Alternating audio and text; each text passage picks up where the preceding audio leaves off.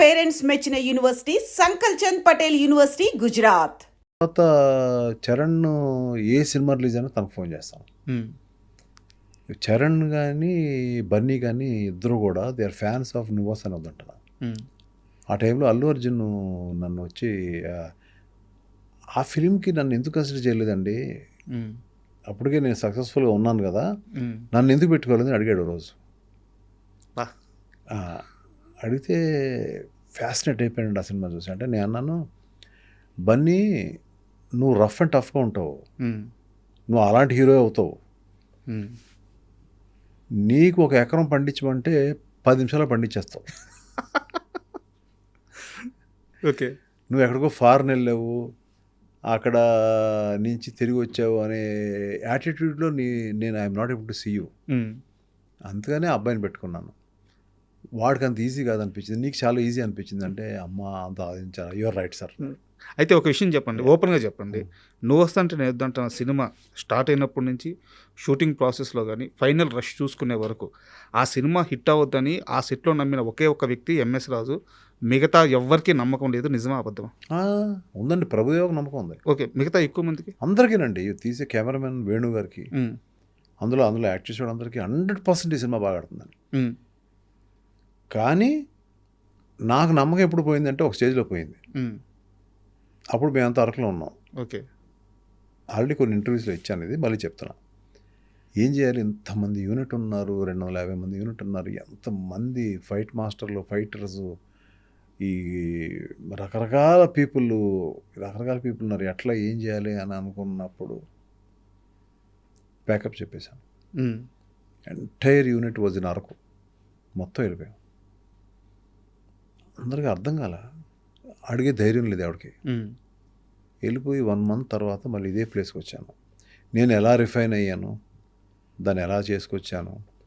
అంతకుముందు శ్రీహరి ఫస్ట్ స్టార్టింగ్లో జైల్లో ఉండాలా వెళ్ళేవు. ఓకే, అవన్నీ ఎలాగో అవి ఇవి సినిమాలు చూసి ఇన్స్పైర్ అయ్యి ఎక్కడో ఒకటి జైల్లో ఉన్నట్టు చూశాను. స్టార్టింగ్లో ఎలా ఉంటే ఎలా ఉంటుంది. ఆ సినిమాకి ఈ సినిమా సంబంధం లేదు. ఎక్కడో ఒక ఇన్స్పిరేషన్. అంటే ఒక ఆత్రేయ గారు లాంటి కూడా వర్షం వస్తే ఆయన ఒక ఇన్స్పిరేషన్ ఫీల్ అయ్యాడు ఆయన.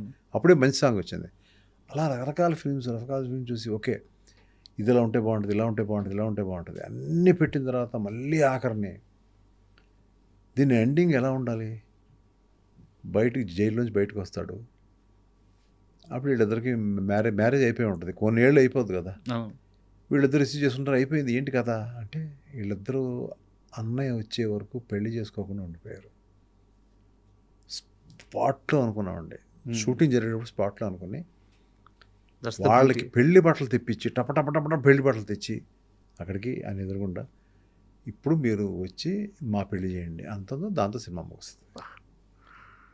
అవన్నీ మ్యాజిక్ మూమెంట్స్ అండి అవన్నీ. అయితే ఇంకో విషయం చెప్పండి సార్, ఒక హీరోయిన్ డేట్లు అడిగితే ఏదో డైరీ చూసుకొని ఈ డేట్లకి ఉంటాయి చెప్పడం ఒకటి, లేదా నాకు కుదరదని చెప్పడం ఒకటి, డైరీ ప్రొడ్యూసర్ చేతికి ఇచ్చేసి మీకు ఎప్పుడు కావాలో మీరు రాసుకోండి, మీరు ఎప్పుడు పిలిస్తే అప్పుడు వస్తానని చెప్పడం అసలు ఎక్కడా జరగదు. ఎంఎస్ రాజు గారికి త్రిష మధ్యగా జరగద్దంటే ఏంటిది? అయ్యో Trisha is my all time. అసలు తను చూసుకున్నట్టు, తను నన్ను కేర్ తీసుకున్నట్టు, she for her I'm like a God. అంటే ఒక వర్షం సక్సెస్ అనేది ఎందుకు పెట్టుకున్నాను అమ్మాయికి తెలియదు. అప్పుడు అమ్మాయి క్యారెక్టర్ కానీ ఫేస్ కానీ ఒక సినిమా కుదరక అర్జున్ అనే ఫిలిం పెట్టుకున్నారు. ఓకే, ఆ ఫేస్ కుదరలేదు. అంటే వాళ్ళకి ఒక వేరే కైండ్ ఆఫ్ ఫేస్ కావాలి. ఆ టైంలో అక్కడ ఉన్న ఫొటోసే కదా, అప్పుడు ఇవన్నీ లేవు, ల్యాప్టాప్లో లేవు కదా. ఆ ఫొటోస్ మహేష్ బాబు దగ్గర చూశాను. ఏంటి బాగుంది కదా బాబు అన్న, క్యారెక్టర్ సూట్ అవుతుంది అన్నారని డైరెక్టర్ గారు అన్నారు. ఓకే నేను పెట్టుకోవచ్చా అన్న, పెట్టుకోండి అన్నారు. అప్పుడు అమ్మాయి ఆ సినిమాలో లేను, వాళ్ళిద్దరూ కలిసి ఒక్కడ చేశారు, లేను అనే ఒక డిజెక్షన్లో అమ్మాయి ఉన్నట్టుంది. నా నుంచి ఫోన్ రాగానే ఒక కేక. వెంటనే మేము వస్తున్నామండి వచ్చేయమంటారా అంటే, లేదు నాకు వేరే పని ఉంది, సాంగ్ రికార్డింగ్స్ ఉన్నాయి, నేను అక్కడికి వస్తాను అని చెప్పి టపటపా నేను అక్కడికి వెళ్ళడం. వాళ్ళు ఫ్లాట్లు ఉన్నారు అప్పుడు వాళ్ళు. ఓకే, వాళ్ళు ఫ్లాట్కి వెళ్ళాం. అప్పుడు లేదు త్రిష లేదు, ఇప్పటికీ గుర్తు నాకు. వాళ్ళ అమ్మ ఉంది, మాట్లాడుతున్నాను, ఉమ్మగారు అది ఇది అని మాట్లాడుతున్నాను. ఆవిడకి నేను పెట్టుకుంటే బాగుండు ఈ సినిమాలో, ఆల్రెడీ రిజెక్ట్ అంటే నా ఉద్దేశంలో రిజెక్ట్ కాదు, క్యారెక్టర్ సూట్ అవట్లా, చాయిస్. చాయిస్ కాదండి, క్యారెక్టర్ సూట్ అవట్లా. అమ్మాయిని చూసిన తర్వాత ఫైనల్ చేద్దాం అని అనుకుంటున్నాను నేను. వచ్చింది ఆ అమ్మాయి, మంచి జీన్స్లో వచ్చింది, వచ్చి కూర్చుంది ఇక్కడ నేను కూర్చున్నా, అక్కడ కూర్చుంది. ఏంటి చిన్న టమ్మీ ఉంది, ఎక్సర్సైజ్ అన్న.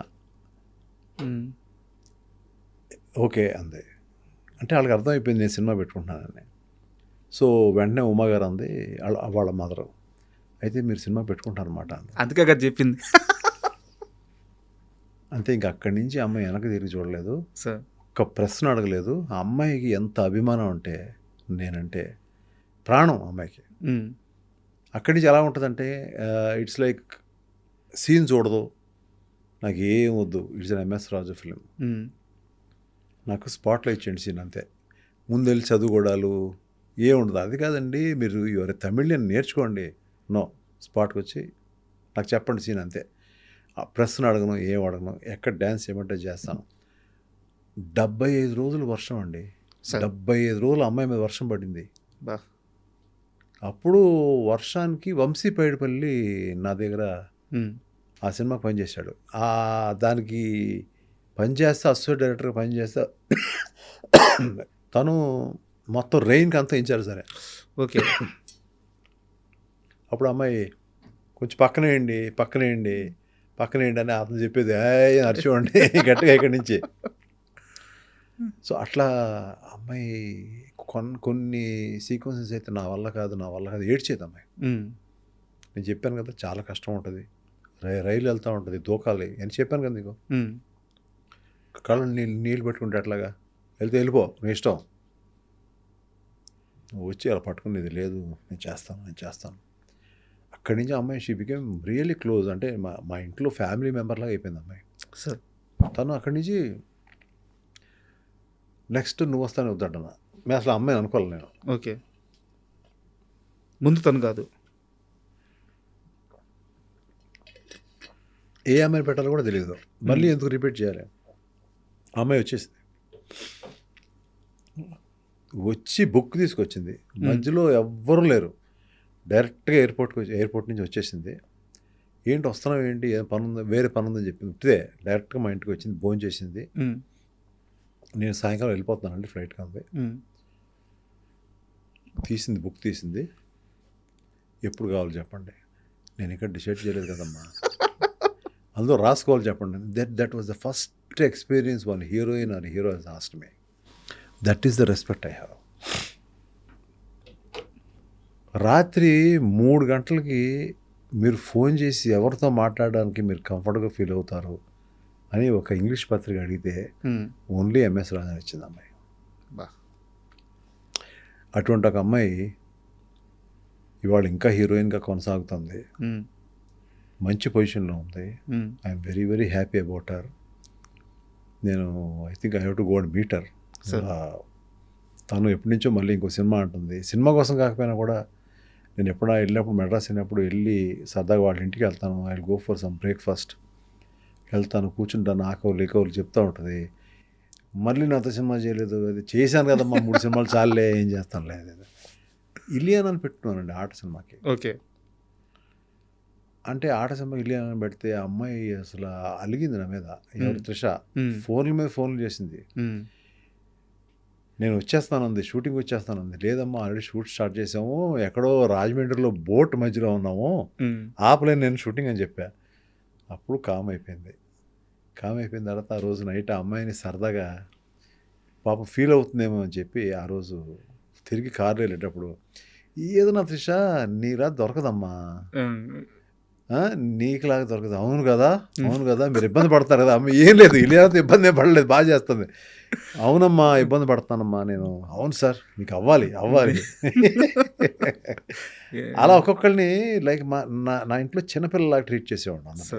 ఎంతమంది స్టార్లు సార్, ఎంతమంది స్టార్లు. అయితే నేను ఈ మధ్య శ్రీహరి గారి భార్య విశ్వశాంతి గారిని ఇంటర్వ్యూ చేశాను. వారు మాట్లాడుతూ నువ్వు వస్తా అంటే నేను వద్దంటున్న సమయానికి ముందు శ్రీహరి గారికి అప్పటికి సినిమాలు ఆడుతున్నాయి హీరోగా. సరే ఫెయిల్యూర్ ఉండొచ్చు, సక్సెస్లు ఉండొచ్చు, కానీ ఈ సినిమాకి అన్న క్యారెక్టర్లో చేయడానికి ముందుగా ఆయన ఒప్పుకోలేదు. ఎంఎస్ రాజు సినిమా కాబట్టే ఒప్పుకున్నారు అని డిస్కషన్ నడిచింది. శ్రీహరి గారిని ఎలా ఒప్పించారు అంటే నేను అసలు ఒప్పుకోలేదు అనే ఛాన్స్ లేదు. ఆవిడ ఎలా చెప్పారో తెలియదు కానీ సార్?